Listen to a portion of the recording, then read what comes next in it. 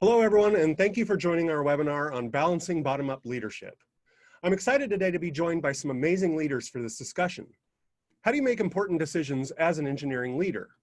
When each decision can feel critical, how can you empower your team and leverage data to make the most of every opportunity? During this panel, we'll explore why bottom-up leadership needs data-driven decisions with these three world-class leaders. Heidi Helfand is the Director of R&D Excellence and author of Dynamic Reteaming, The Art and Wisdom of Changing Teams. Christopher Logan is a Senior Manager of Solutions Architecture and ISV at Amazon Web Services. And Jonathan Rayback is a VP of Engineering at Evernym. So let's get started. Okay, so my first question is for Heidi. How do you address organizational change within your team? Okay, that's a really big question. It really, I think, how do you address organizational change in your team? It really depends on kind of the level you're talking about, for one. Are you talking about an organizational change that's only about that one team, or is it about multiple teams? Is it about 500 teams? I think you'd apply different strategies depending on the scale. That isn't to say that a small change that impacts one team, such as someone leaving a team or someone joining a team, that's a type of organizational change. That could feel like a really big deal to that particular team. So it really kind of depends on I think, what you're talking about and the scale. Okay, and what about when it's an organizational change that comes from somewhere else, like externally, and it's affecting your team? However, there isn't a lot that you can do about the decision-making for that. Yeah, I mean, it can be really, really hard. If there are team change decisions that can be catalyzed by the team for the team. That's kind of one type. But sometimes changes are made for a variety of reasons that impact our teams. And they're made by people that are not in our teams. Maybe it's a leadership decision. Maybe it's a strategic refocus. Maybe it's something else. We've had, I think, many of us, a lot of changes due to global factors with COVID-19. I think really giving people time, listening to people with one-on-one meetings, acknowledging people's feelings and thoughts by using different coaching techniques is one thing that you can do. And I think also really, really trying to build different communities to have shared conversations about what's going on. I really think talking through changes is important. It's part of transitioning over to the new future desired by the change, right? It's like there could be a structural change, and we hear the reasons about it, but it takes us a little bit of time to adapt over to the new reality, to be ready to go. We need to process loss. Sometimes there's a lot of grief processing involved as well, especially if the change involves departures of some of our team members that we care about a lot. Yeah, absolutely. Sorry, I muted myself. I'm going to jump in. I think one of the maybe skills or attributes of an engineering manager, and it's one that's maybe acquired or developed over time, is learning how to sense the mood of the team and kind of getting a feel for how they're doing. And you know, particularly in larger organizations where I've had an opportunity to work, those types of external changes are more common, and the sense of helplessness that a team can have is stronger. And in those cases, I found, I think, two things to be really critical. One is just telling it like it is. It doesn't do any good to try and sugarcoat anything. You know, if you know this is gonna go over like a lead balloon, there's no point in trying to make that not happen. Just explain outright what's happening.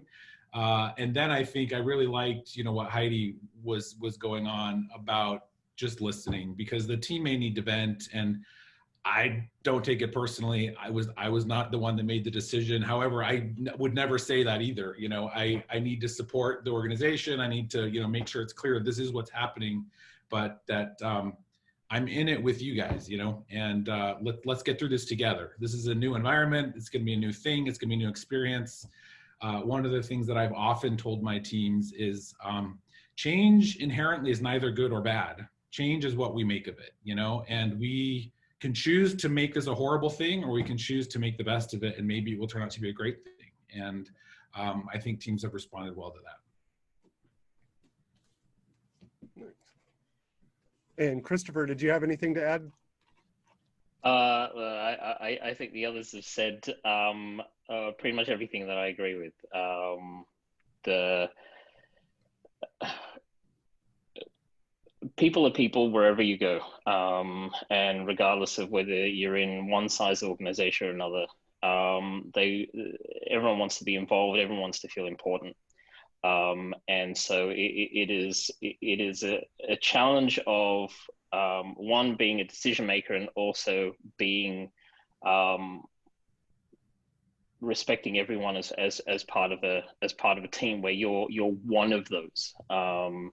And so you kind of have to make decisions where you're trying to understand what would it be like if that was you as well. And so I absolutely 100% agree with everyone else. Awesome. So my next question is for you, Christopher, and that's actually kind of leads right into this. How does team structure play into bottom-up leadership? And how do you know what organizational moves you should make? Good question. So in terms of team structure, and I've seen numerous different types of structures in different size organizations. And one of the things that I've been very conscious of is where you are trying to instill leadership and where you're trying to promote leadership, and not just someone who has the title of a manager or anything, but in every level and in every job title, really. The structure is very important, because if people feel like they are several levels away from the highest person in the company, that creates this chasm where they feel like their decisions don't matter. But obviously, you know, a completely flat structure rarely works, and I've actually never seen a super flat structure work. So part of it depends on the culture that you instill, the value system that is there. But structure does play an important part. So one of the things that I've done in the past is essentially make sure that there weren't too many levels of indirection, essentially. And so what that means is to make sure that there aren't your normal titles of this manager and this manager and this manager, so that everyone, and whether it's, you know, your most junior engineer, all the way up to a VP or a CTO or a CEO, feels that they can talk to each other. So team structures where you have people who are leaders, but not so much a manager and not directly responsible for decision making, is really important. So one of the things that I've done in the past is make sure that the leaders in the groups, in the teams, have certain boundaries in terms of what are the things that they should be deciding and what are the things that they should be leaving to the team to make sure that gets done. And so putting people in who are things like tech leads, for example, is really important. Specialists, for example, but ensuring that the decision becomes a team decision rather than a managerial decision is also critical. And part of that is going to be, you can instill that at the very beginning. Like if you were to take over a brand new team who's not used to that structure, you have to be very careful in terms of helping teach the right behaviors. Because if you've got a lot of people who have come from traditional structures, that can be very, very hard to move around. So it takes a lot of coaching, it takes a lot of guidance. But ideally, you'd want to make sure that you are getting people into the organization, hiring people in who aren't on that, you know, that decision-making dictatorial scale.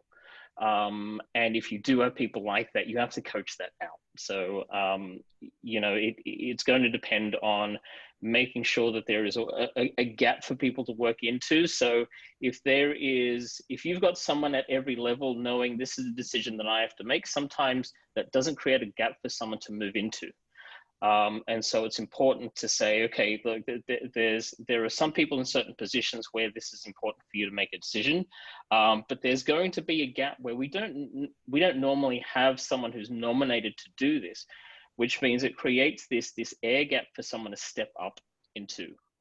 Sometimes when there's a void, people will step up, and other times when there isn't a void, people don't see there is a place for them, and so that's fairly critical as well.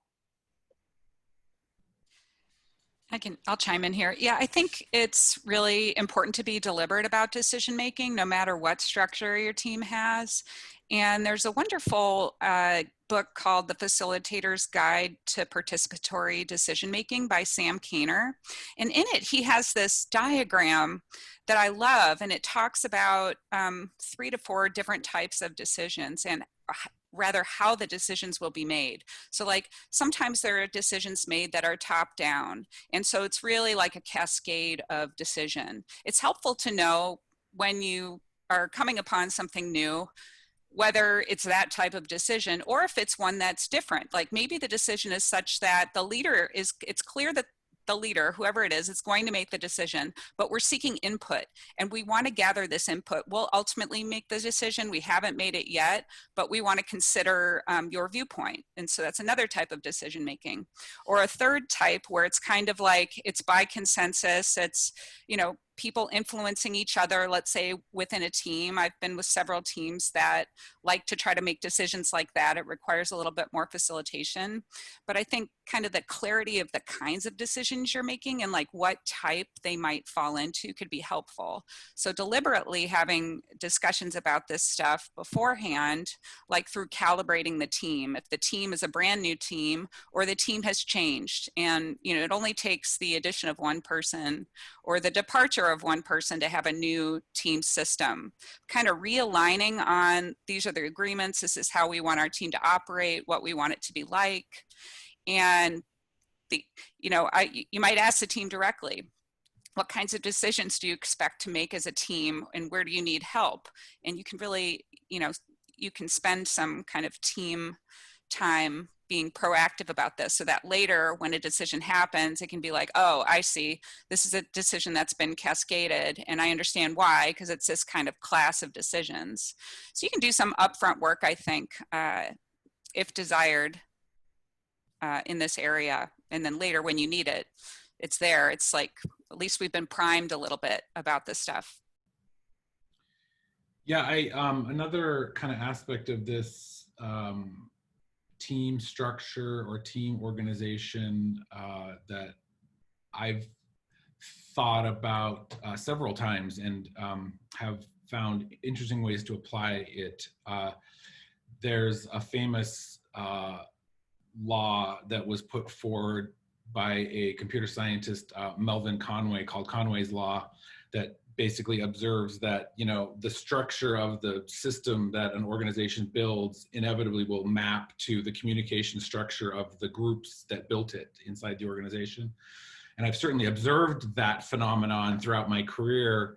But in the last 5 years or so, it's kind of dawned on me that there's a corollary to that, which is if you want to build certain types of structures, organize your teams that way, and that will be the inevitable outcome of that team organization. So if I want this nice distributed architecture, for example, with good boundaries around microservices and all these sort of things, I should organize my team such that they have very clear responsibilities about what their part is and what's not their part and how they're supposed to communicate with the technology aspects of the other teams. And I found that to be a really interesting kind of corollary for how to build effective teams that have a good outcome for you. It's going to be very interesting to see how that gets shaped with COVID and everyone working remotely. Yes. That's really going to shake everything up. So my next question is for you, Jonathan. What does it mean to put others first as a leader? Wow.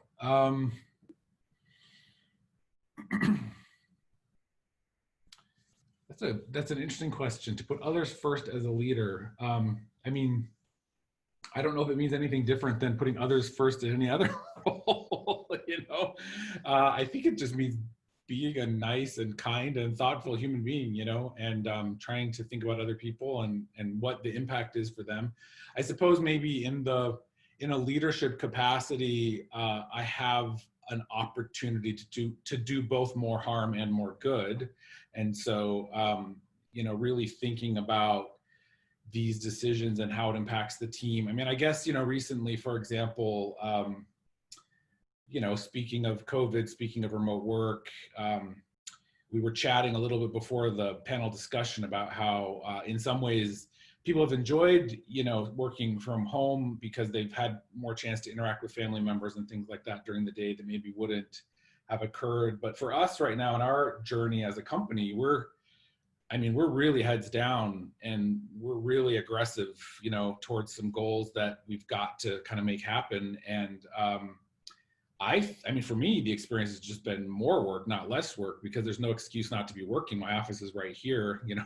I stumble down the stairs at 6:30 in the morning and I don't manage to emerge from my office until 7 or 8 at night. And, I'm just slammed. And I know that the teams are feeling the same way. I talk to them and I hear what's going on with them. And so, as we talk, as a leadership team and start to consider various things, I bring this fact to the table quite frequently, that, hey, everybody's working really hard. We're all aware of that, right? Like, what can we do? How can we help?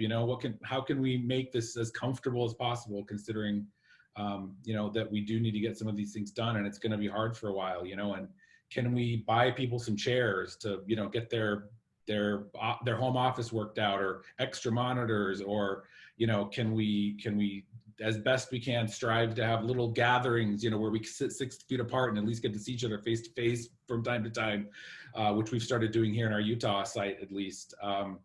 Little things like that. And, maybe it's those kind of details that count.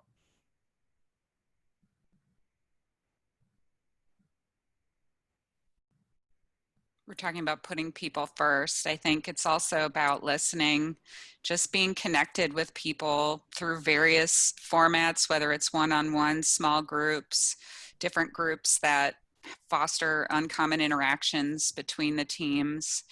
And I think it's also about knowing that people have very different realities right now, very different situations, and different challenges. And stepping in with a bit more compassion is it's a par for the course. It's a good thing to do.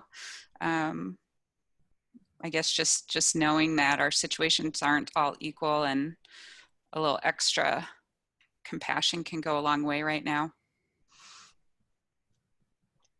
I think you end up turning into and this is actually a very good thing, but very hard. I think you end up turning into a therapist quite a bit.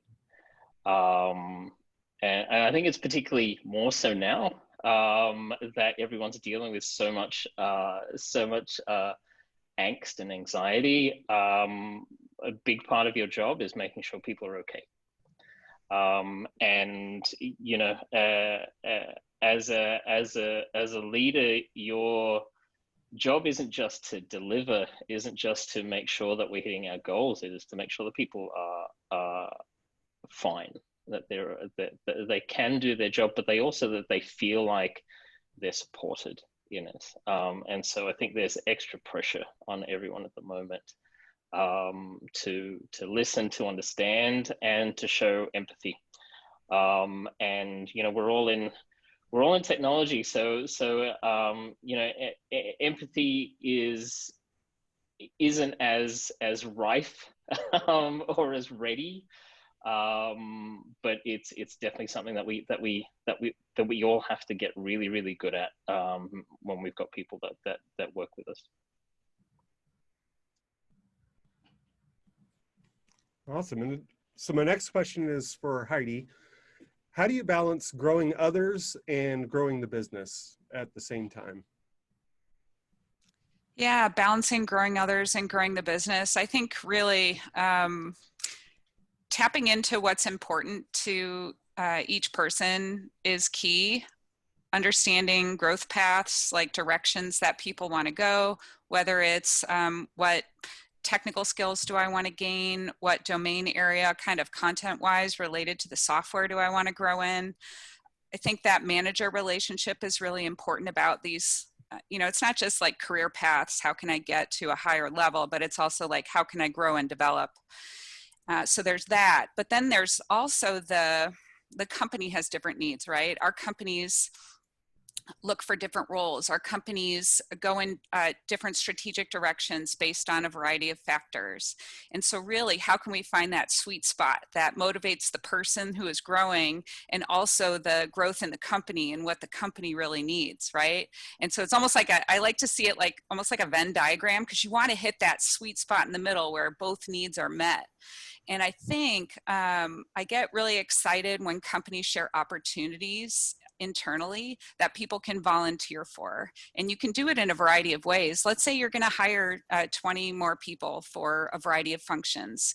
Well, making that visible enables, and you can make it visible online or in person, online through sending an email with opportunities, with an intranet, through your chat, many different ways. But how can you make these opportunities known that map directly to business goals so that someone can be like, oh, wow, like I never thought I could do something like that here. And so you can kind of help make the match.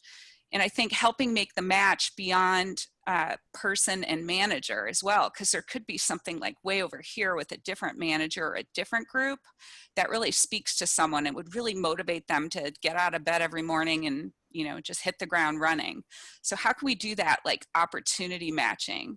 Because people are aware of opportunities elsewhere. And I think strategically we need to do that within our companies, because we want to retain people and we want to help people really kind of grow and develop their careers. So I think all that plays a part. And when I hear of someone also changing roles because it was possible in their company, like someone in a quality role who took advantage of different internal opportunities and mentoring by peers to become a software engineer, that really, kind of like the growth mindset of that is really appealing to me. And so I think all of these things are possible, and you can kind of proactively go after them.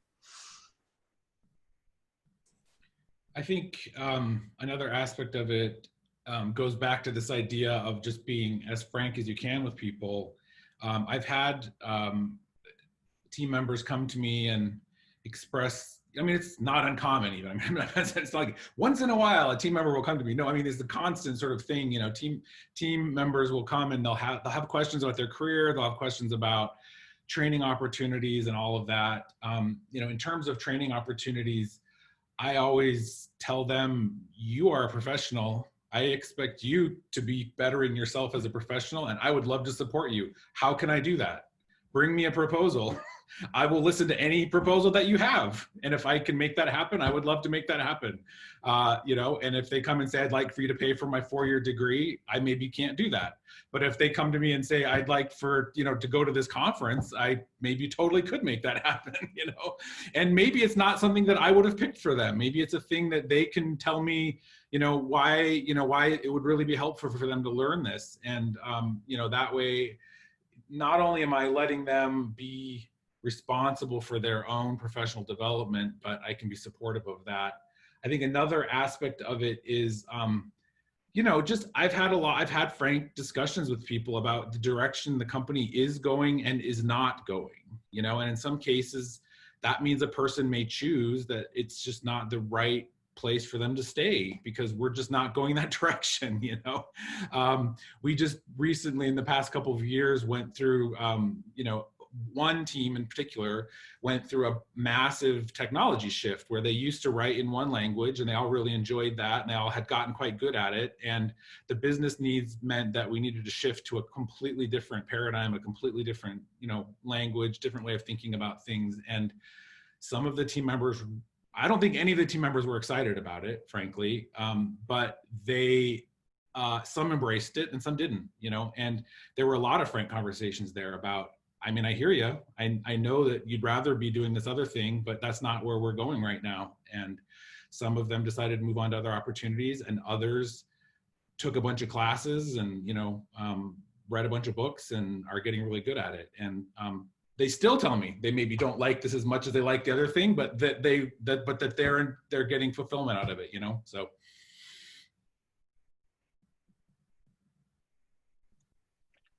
I'll add a little bit to that. I think a big part of that is being honest, just like Jonathan was saying. You know, helping people understand what the business is doing, helping people understand like what your role is as well. And another aspect is essentially the onus of growth is always on the individual. No matter what position you're in, ultimately your job isn't to make someone grow. Your job is to help them when they need it. And if they don't want it, sure, there is an opportunity there to help guide, to help coach. But it's, you know, it's like when you have kids, right? You can't make your kids go and be something that they don't want to be. You can help them see that there is a path there for them, but you can't go and force them to do that. And you know, whether you're relating to a 5 or 6 year old, or whether you're relating to a 36-year-old, it's really the same. It's still the same crux of what that is. But apart from that, like if you have someone who is hungry for it, the best thing you can do to help them grow is to take your own ego out of it as well, because that's the thing that's going to get in the way all the time. Because ultimately, you kind of have to take the philosophy that you're trying to get people to do better than you did, to be better than you are, to take that position and to make that the team that you're in, or the organization that you're in, better. Your goal has to be to get people to rise up. And I think if you can take that approach, it serves everyone well. But you got to take your own ego out of it as well.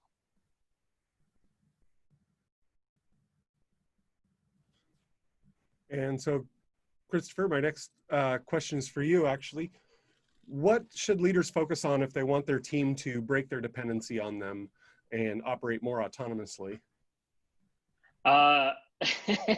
Yeah, well, that's one of those things that I was just saying. I think firstly, just not being afraid for someone to replace you.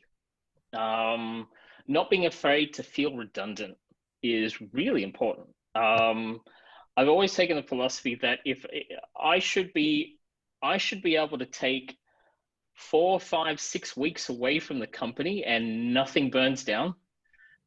If that's possible, then I think I've done my job. Or I've done my job so poorly that they don't need me. One of those two things.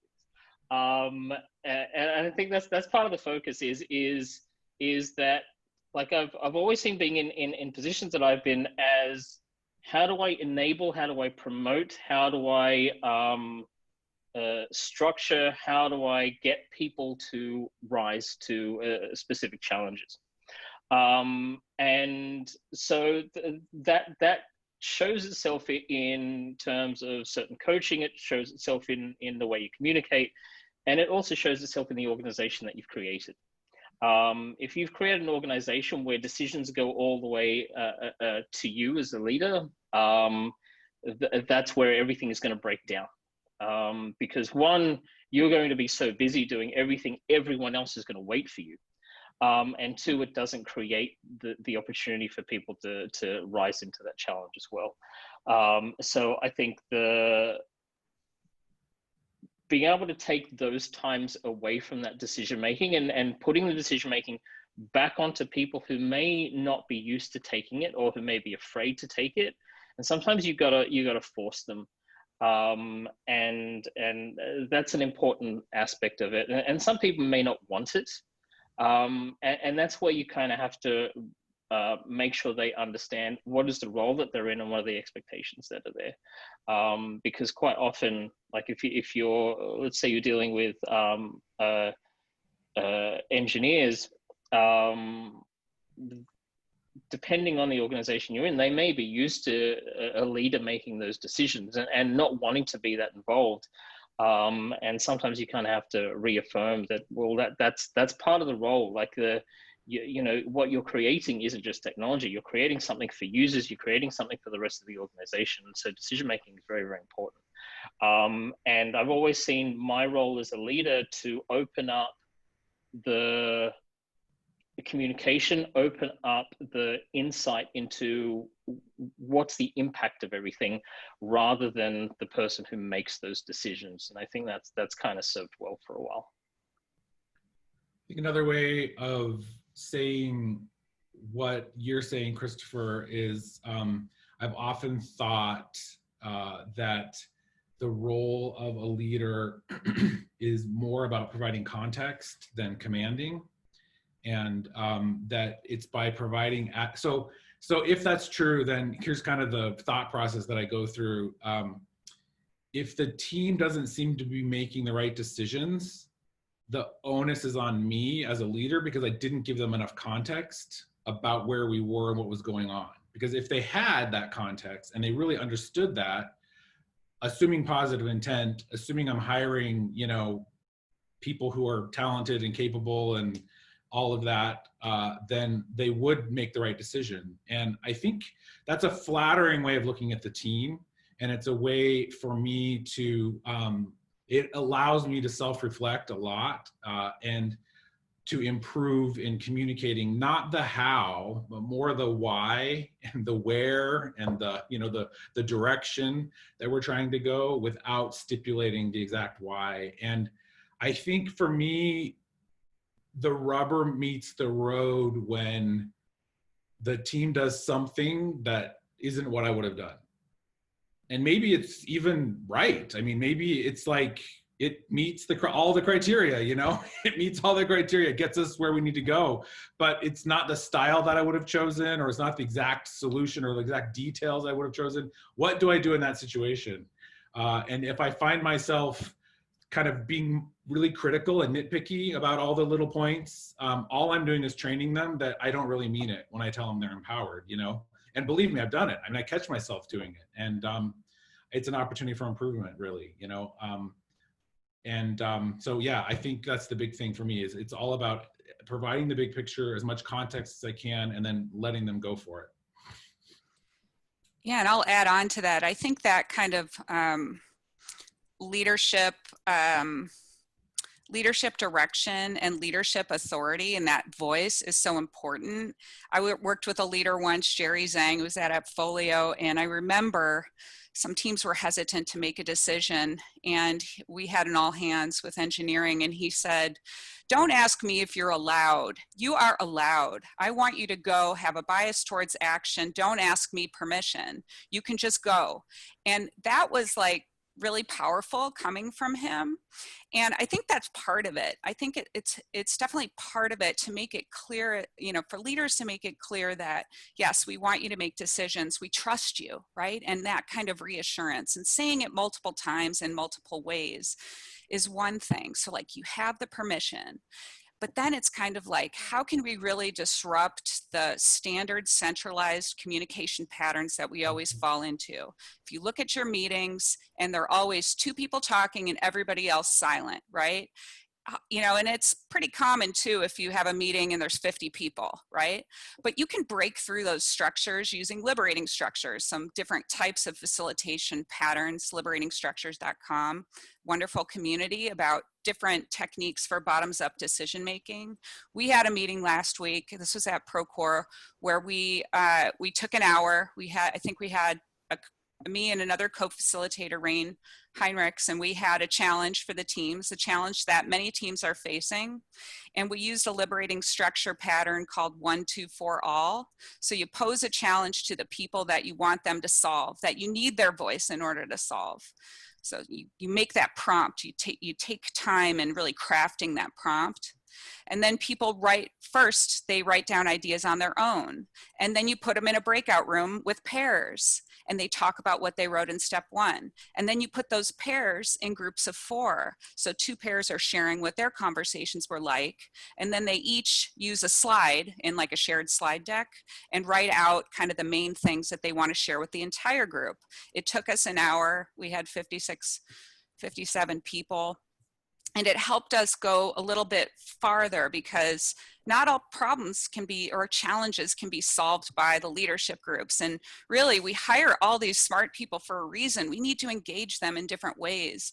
And I think also it's about breaking free of our existing team structures to have this kind of, to have the uncommon interactions where I'm in this team here. Let's say we have 80 teams. I met someone from this team over here, and it injected such a bit of diversity of thought that there's no way we could have come up with the idea in our individual team. So I think there's like interventions that you can do that are facilitated through kind of team and organizational coaching. And it really, really gives me a lot of optimism and excitement about it, especially because for many of us, if we were distributed before, now that we're distributed with kind of one person, one screen, and we have some kind of tools and techniques to really foster facilitated interactions that aren't centralized, right? That they're decentralized and they get these thoughts, you can really you could really come up with some exciting ideas and help people make new connections. And then after they meet, like for this hour or whatever, you never want to keep them too long because then that's boring. But you keep that like bursty part of collaboration, and you could really help people get farther. And so it's kind of like you got the regular organizational structure, but how can you foster the development of the structures that we used to have when we ran into each other in the kitchen? I think we can do that by just really facilitating larger groups. And yeah, I'm kind of obsessed with that topic right now. So, because I think it's really valuable, and it kind of ties to my day-to-day, and I feel like my contribution these days at my company. And yeah, so. Yeah, that is awesome. So my next question is for Jonathan, and it's kind of a big one. How do you structure successful bottom-up leadership? Structure successful bottom-up leadership.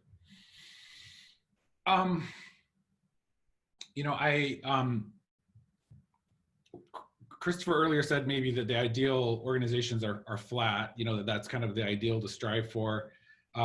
Whether I like it or not, that's the way my organization is right now, just because of the, phase we are in our development and our growth. But that doesn't mean that we don't need, leaders. And so, I mean, the structure, and I've done it different ways at different times, and I try to find the thing that fits best for the group of people that I'm working with, and for the individual people and their talents. The structure that I'm using right now that I really like, and these terms are used by other companies as well. They might mean different things. So, this is our own terminology and our own way of thinking about it. But we have a number of guilds that are, the way we describe them is they're a group of people who have similar kind of skill sets, have similar roles that they play, and are responsible for specific assets. So often, if it's a engineering type guild, that means that they own a code repo or repos, maybe a backlog associated, like a Jira project that goes with that repo, for example. And those are the assets that they are in charge of and that they're responsible for. We'll have a guild master named for each of those guilds, who's kind of meant to be the kind of stakeholder in the organization, who's responsible for kind of gathering everybody around this topic, being the champion for that particular code base, making sure that people know how it's used, making sure that it's documented well, kind of thinking about quality, these other kind of things. Then we have kind of a different structure, which is the team.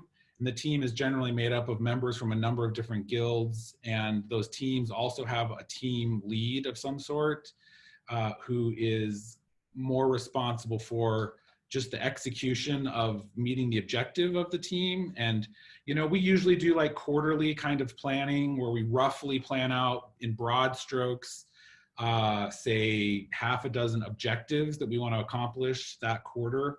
And, you know, the teams take specific objectives and are, you know, plowing forward and trying to accomplish them.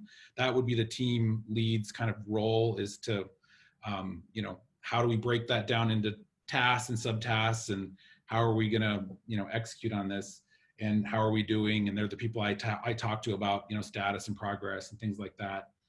And, you know, the thing about all of those roles is, I mean, we've kind of rotated different people through different of those roles at different times. And we've reorganized teams many times, and we've reorganized guilds many times.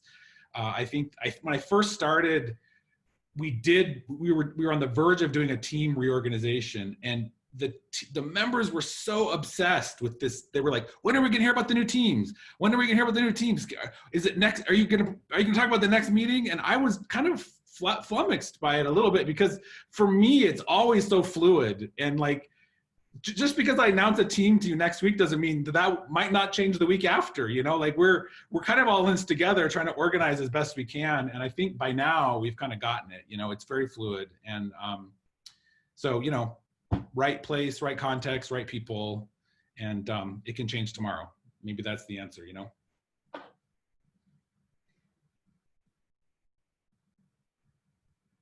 There's an interesting, we're in a place with building software, and if you look at the last 20, 30 years, right? Predominantly and horrifyingly, we came out of waterfall, right? And then we moved into agile, and then Scrum and Kanban were the big things for years. We're at a point now where there isn't a predominant, this is how you should build your team. That doesn't exist anymore. And it's the first time in a very, very long time where there isn't this is the normal team structure. And so everyone's kind of like, the Spotify model did it for a little while, and then, that eventually got debunked even by Spotify themselves. And so it's kind of every company is just trying to figure it out for themselves. And the really good thing about that is it definitely is up to each company, and each group of people works differently. You have different styles, you have different leadership. And so there's no one way to do it anymore. And it's interesting. And sometimes, like the fluidity is very, very important. Like, when I first started at Deputy, like we went from 25 engineers up to 108, something like that. And you can't set a team structure when you're growing like that, right? Because the team structure changes every time someone gets hired. But what I did find was the fluidity actually disturbed people. It made them, because they were changing their team members, you couldn't get into your norming, forming, storming, forming, norming, storming cadence. And so once we started to go into a more normalized set structure where they knew the people that they were working with every day, things started to settle down a bit. But again, the needs of the organization and your growth dictates how fluid you need to be there. And part of that is going to be coaching people and seeing how they can cope with that. And just to add on to that, I think when people are included in the decisions made about team structures, it can go a long way, because there's I think more ownership over the change. And yeah, can't be underestimated. There's the story from a friend, Christian Linwall, was talking to me about how one of the tribes that he was involved with, he was at Spotify, was an infrastructure tribe was splitting. And he and some others had worked out what they thought was a solution, and they put it on whiteboards and they visualized the problems on whiteboards. And then at a daily cadence, they invited people who did the work on the teams over, and they wound up kind of moving and restructuring. And some of the decisions that they had made about team composition were completely changed by getting kind of the voice of the people into the conversation. And we can do that with online structures and other ways too. And I think just having kind of these co-created structures is something that can really be helpful, because it's scary to change teams. I think even if it's fluid, if it's happening at a quick rate or a slower rate, I think that's really kind of like a continuum. Depends on the situation. If you've got an influx of people, there are probably going to be some changes. Well, how is that going to go? Someone's like day to day is with those people on their team. So it's just a small example of a disruption that you can do the structural change, but again, the people have to acclimate over to the change. If they decided in a retrospective meeting that they would be better off splitting in half and being two teams because their work was unrelated, their meetings were taking too long, or it was too difficult to make decisions, it's a common kind of grow and split pattern of team change, especially due to growth. We're adding people to a team, it gets to the point where it tends to split. Some teams are encouraged to talk about their composition in a retrospective. They might choose to make the split. Then it usually drags on with executing the split, unless you have coaching or unless they do it all the time. But when someone from the outside comes in and is like, you're too big, let's split you, that could be horrifying, especially if they felt like they were really productive, they're delivering value to the customer on an agreed upon cadence, they're building the right thing, and they love that day-to-day experience in the team. It can really feel like a shell shock. There's a great book, William Bridges wrote a book about managing transitions, which I think is really a great book. It talks about like, how do you process like a structural change to teams? That's what I apply it to. So there's endings, and kind of saying goodbye to the structure that we had.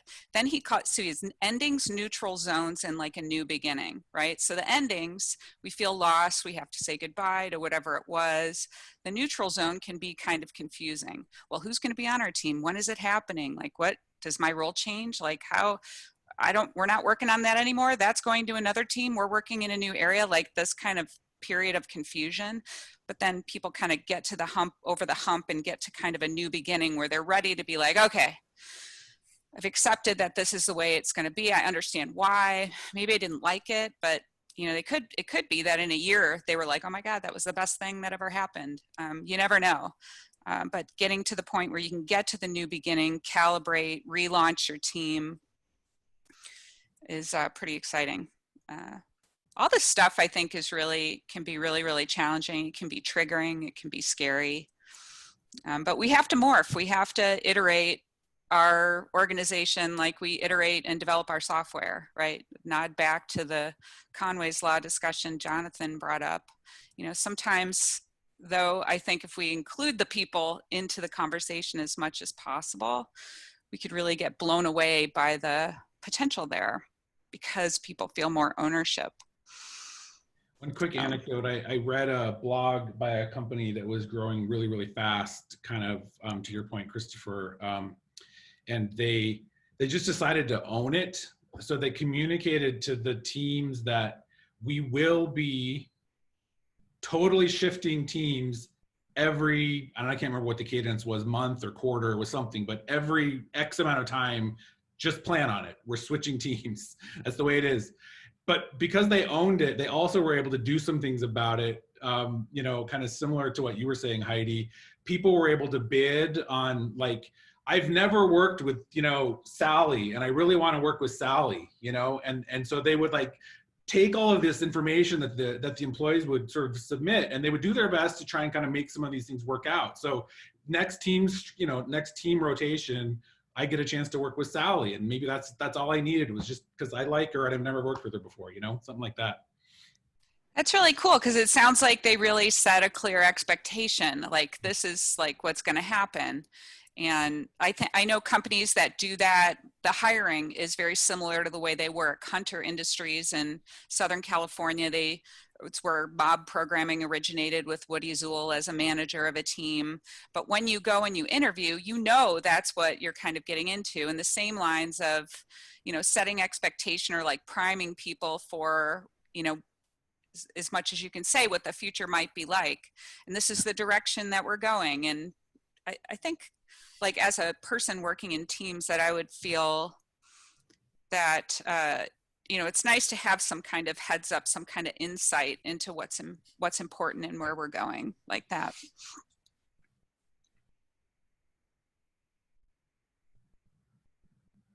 And so my next question is for Heidi. For those who tend to micromanage their team or have difficulty ceding control, what is your recommendation to them? Well, I guess feedback is important, kind of in the spirit of the book Radical Candor. Sometimes people might not know that they're having that sort of impact where people are feeling like they're micromanaged and my manager is telling me exactly what to do. I think managers could use coaches, having internal coaching programs in companies where managers are paired up one-on-one with a coach is a good thing. They can work on different aspects. They can get feedback. We need feedback from all different angles. You could talk, getting into the why. I mean, why does someone micromanage? Well, maybe it's a fear kind of thing. Maybe they are just worried. Maybe they have all this pressure, and just giving them an opportunity to talk about what they're facing day to day with someone that's not their direct boss, I think could probably go a long way, because they have career development needs too, right? Where I'm not done learning just because I'm a manager helping someone else. I need to kind of grow and progress. So internal coaching programs with ICF, certified coaches, International Coach Federation. The Procore has one through our HR department, and this woman, Jean Smith, executive coach, and they have coaching at all different levels. And then they train individual contributors in coaching so they can have peer coaching. So I think it can go a long way when we can get feedback, work on our own career development, because we might not know, well, you seem kind of controlling, it's like, it's the behavior, right? It's not the person. So how can we give the person feedback so they have an opportunity to grow? It's the same kind of thing with the book Team Geek. They talk about humility, respect, and trust. And they also talk about, like, sometimes, if there's someone on your team, people are saying they perceive them to be toxic. Well, it's not the person, it's the behavior, and people need an opportunity to change and to grow. And coaching, one-on-one coaching with a non-manager, I think totally helps, because might feel more safe.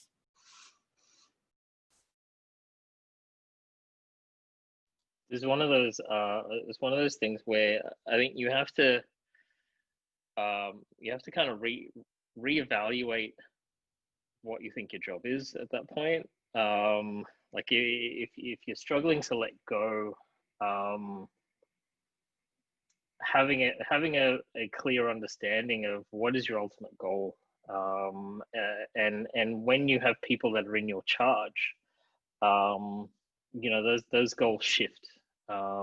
You're not an IC anymore. You're not an individual contributor anymore, and I think that's the hardest part for people who are new managers or transitioning managers. And the hardest part of that role isn't organization. It isn't time management. It isn't having to manage up or anything like that. The hardest part of that role is always figuring out how to let go. And I've seen it for years. And if you're a leader of leaders, that is a big part of your job. Is how do you transition that person out of that mindset of you are there to empower others. You're not there to control others anymore. And I think that just it's a mindset shift, and it can be threatening. to a lot of people. And so I think that's where you, if you're someone who struggles with that, I think that's where you have to reframe what sort of person are you, and where do you get your internal sense of satisfaction? Because it's different. It has to be different. It has to change. It has to shift.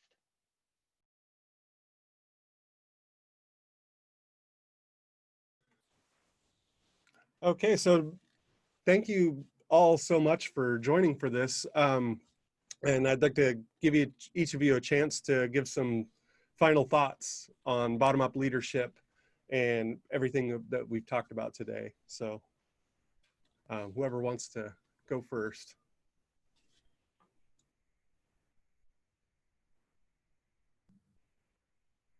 I'll go, I guess. Yeah, final thoughts. I mean, it was a great conversation. I'm really personally very passionate about building high performing teams. I think it's something that I really enjoy doing. I, at a conference once, I heard a really great talk about the transition from being a software engineer to being an engineering manager. And the woman giving the talk made this point that when she first made that transition, she felt guilty because she felt like she still needed to be coding. She still felt like she still needed to be in the code, writing code, you know, and that she just, and that she was measuring her value that way. And at some point, somebody coached her and came and put an arm around her and just said, it's not your job anymore. At least, you know, that's not your primary job.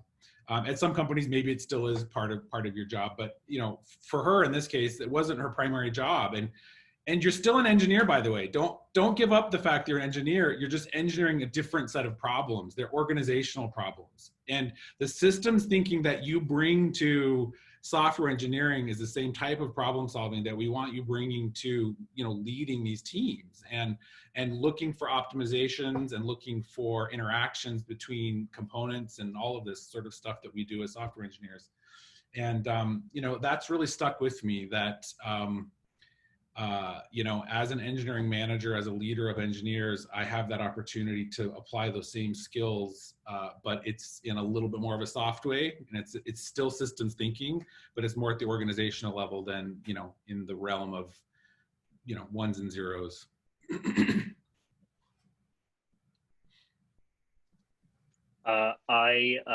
For me,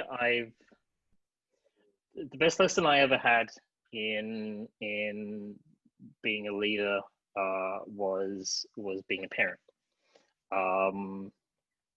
And having read numerous tech books, leadership books, etc., the best leadership books I've ever read are actually parenting books.